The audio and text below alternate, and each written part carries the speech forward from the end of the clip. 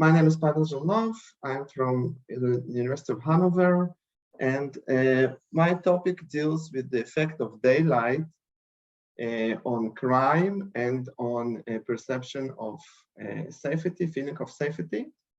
This topic is not directly related to COVID-19, but it is actually indirectly related because I'm an economist, and in all kinds of disciplines, also in the economics, there is a growing awareness of the effect of environmental factors on society, and COVID-19 is just a recent case that bothers all of us. But in addition, there is also the big challenge of climate crisis that is also an environmental factor that affects economic society and will challenge us in the very long run.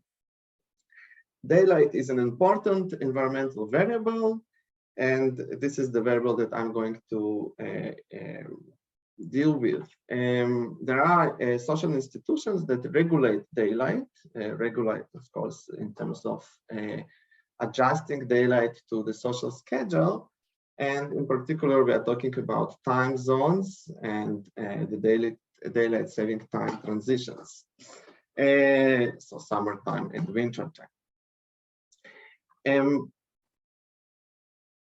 There are gaps in the literature on the effect of these institutions, and these institutions are still being discussed, and so there is still uncertainty about their efficiency. In particular, there are gaps when we are talking about long-run effects of changes in daylight schedule, changes in time institutions. And also when it comes to divergence between actual and perceived effects. So let's say, what is the actual effect of time institutions on economy and society, and what is the behavioral effect, what is the perceived effect, how people feel about that. In this study, I utilize a natural experiment, which is the case of Russia. Now, Russia is a big country that has 11 time zones, and it experiences frequent reforms that shift boundaries between time zones. So I use these changes in the boundaries between the time zones as a natural experiment to investigate the effect of daylight, or in particular, the effect of changes in the sunrise and sunset times on crime and on fear of crime, and also on the actual behavior of individuals. So I utilize all the reforms that took place since 1980, overall 19 reforms that change borders between time zones. And my analysis targets are the effect of time reforms on crime and the effect of time reforms on fear of crime and behavior. So if I want to summarize the findings, I find, before I actually explain detailedly what kind of analysis I performed. So the summary of the finding is that I find 11-13 percentage points decrease in robbery 1 and 2 years after the clocks are set 1 hour forward, which means that when the sunset is 1 hour later, we would experience an 11 to 13% decrease in robbery for 2 years, but no longer than that. I find no effect on homicide, yet I find a strong behavioral effect. So first of all, in terms of reported feeling of safety, for men, there is a 2-year-long effect. So the effect on perceived fear of crime or perceived feeling of safety on men is similar to the actual effect on crime. But for women, it is much longer. So in fact, I analyze a 10-year perspective, and I find in a 10-year perspective that women are more likely to report that they feel safe after the clocks were set 1 hour forward. Now, in addition, I analyze some behavioral effects. I find that people are more likely to spend time outside. So walking time is increasing after the sunset is set forward. So with the later sunset, the walking times are longer. And also a shorter sleep. So people sleep less and spend more time on other activities. Yet these effects vary in terms of their duration. So the working time is increasing in the short run after the reform, and the sleep is decreasing in the long run, but not permanently. So we're talking about a couple of years. So the previous literature investigated basically the immediate effects of daylight saving time transitions on crime. So my study contributes by investigation of the long run effects. Now, the existing studies also focus on Western Hemisphere, and so usually South America and the United States, and they find effects on robbery and sleep, which are actually similar to my findings, but they identify only immediate effects after daylight saving time transitions, while I identify longer effects. And I also established this result that this effect lasts for up to 2 years. Now, if you look at what kind of variation I utilize, so this is an example of a reform. So this is a city of Tomsk in Russia in 2002, and you can see the sunrise and sunset times over the year. And what happens is that you see 3 discontinuities. The first discontinuity is basically a switch to this summertime, to daylight saving time, which is common to all of Russia. Now, the second discontinuity, this one, is a change of the time zone in Tomsk. So they changed the boundary of the time zone, and they basically changed it 1 hour downward. And the third discontinuity is the change back from daylight saving time transitions, from daylight saving time back to winter time. So we observe these 3 discontinuities, of which one, the second one, is special to Tomsk. It's something that did not happen to all of Russia, but only to this city. So overall, if you look at the time zones in Russia, there are 11 time zones. So this is the picture today. But if you go back in time, you see these differences. You see these changes. So you can scroll it back in time and see the changes in time zones that are a result of these reforms. So in order to use this natural experiment, as we use also laboratory experiments, we should define a treatment. So what is a treatment in this study? The treatment is a change in time difference from Moscow. This is basically the treatment.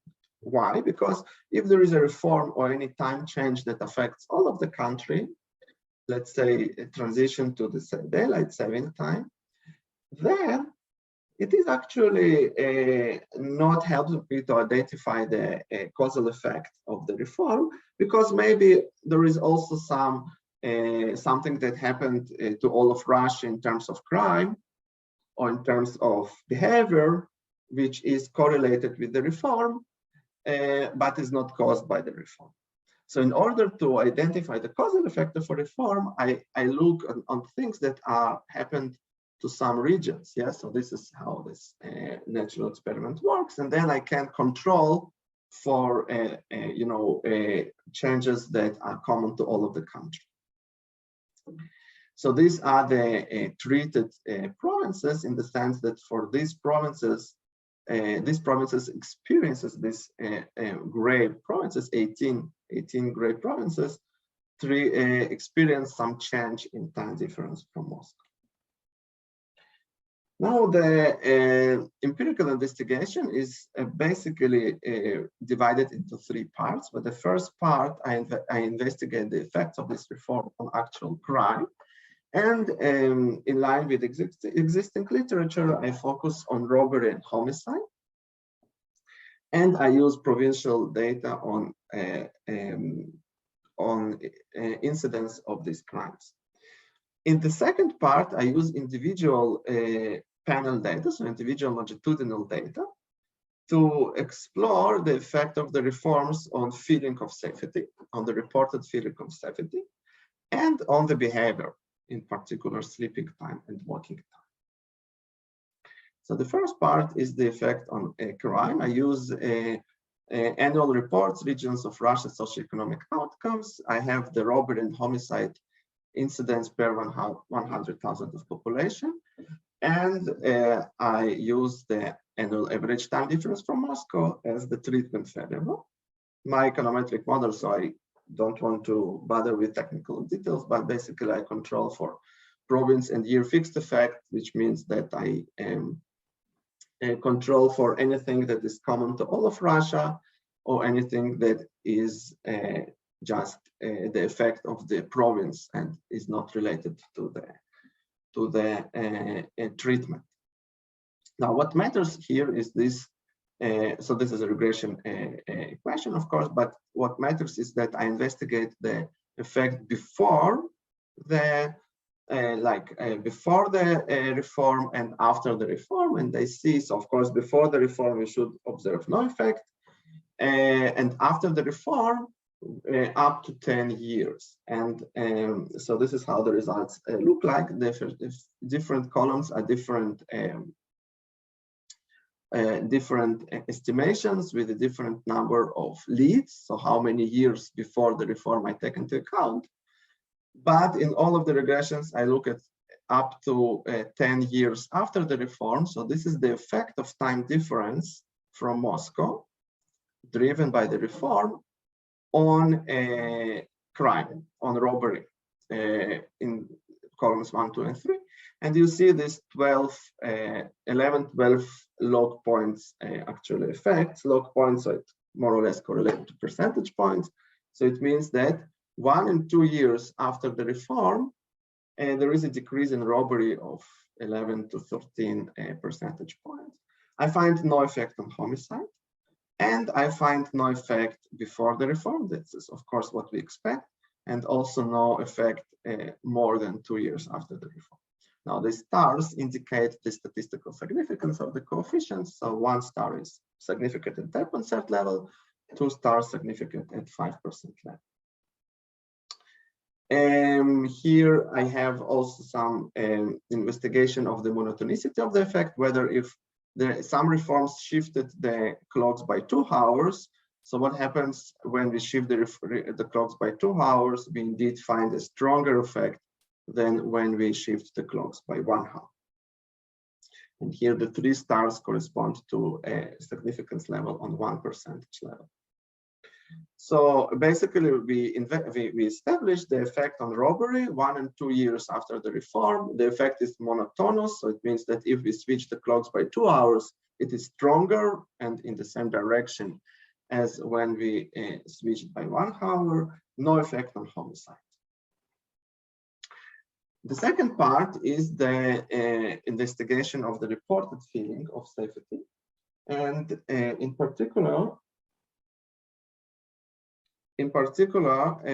we look at a Russian longitudinal monitoring survey, RLMS, which is a longitudinal survey that is running since 1994. It means that we, in this survey, actually by Higher School of Economics, investigates the same number of people, the same individuals again and again. Every year they are inquiring the same individuals in 161 sites, in 40 locations, 33 provinces, a lot of observations.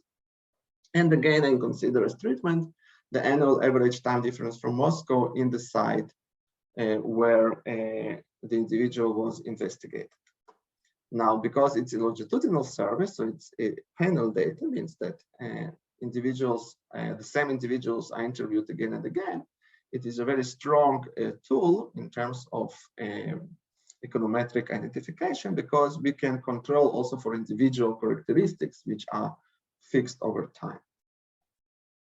And here is the map of these locations where the RLMS survey is collected, 40 locations. Now the full diamonds and full squares indicate the treated locations. So the locations that are located in provinces that experienced time difference from Moscow, changes in time difference from Moscow. And here are the European treated locations, and here are the Asian treated locations. Now I use a question in RLMS survey that asks the following question. Imagine that you are walking alone in darkness in your neighborhood of residence. How safe do you feel in such a situation? Fully safe, relatively safe, not safe, absolutely not safe. And now what is interesting about this question is that it asks about walking in darkness. Now that any time reform cannot really change the nature of darkness, it can only change its timing. Yes, we can only postpone the sunset time. However, I find that this indicator is strongly affected by time reforms. So my econometric model is a bit more complicated in this case because I actually want to, okay, here it's a logit form because I have a question with different answers. So it's not a continuous outcome, but it's a discrete outcome. So I use a multinomial logit form. And there are also individual random effects, which is the contribution of the fact that it's a longitudinal survey when the same individuals are investigated again and again. So you can control for individual effects. I also control for calendar month effects, so also for seasonal effects, because this data is not annual average, but I know the exact date on which the interview took place. And I also control, not control, but I'm interested in time difference from Moscow on the day of interview, but also during some period of some number of years before the interview. So I consider different numbers of years, and also even an earlier period up to 10 years. So let's say 3 years before the interview and 3 to 10 years before the interview. So I want really to see the immediate effect, the long run effect, and the permanent effect of the time reforms on the outcome, which is the probability to give each answer to this question on feeling safe to walk.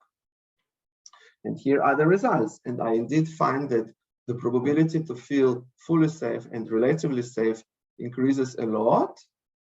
So this is for women. It increases a lot in a 2-year perspective and also in a 10-year perspective, while the probabilities to feel not safe and absolutely not safe decrease correspondingly in a 2-year and in a 10-year perspective. Now for men, the effect is statistically significant and actually observed only in a 2-year perspective. So in the shorter perspective, what we see is that the probability to report fully safe increases by 16 percentage points, while the probabilities to feel relatively safe, not safe, or absolutely not safe decrease. So basically what we see from these results is that for women, this perception effect is actually permanent. Yeah, it lasts longer than the actual effect on crime. And I also divide the data between European and Asian regions, because as you saw on the map, there are some treated locations in the European part of Russia and some treated locations in the Asian part of Russia, and they find that actually the results are quite similar or comparably similar in European and Asian. So in both European and Asian regions, we see positive effect on propensity to report feelings fully safe or relatively safe, and a decreased propensity to report feeling not safe or absolutely not safe.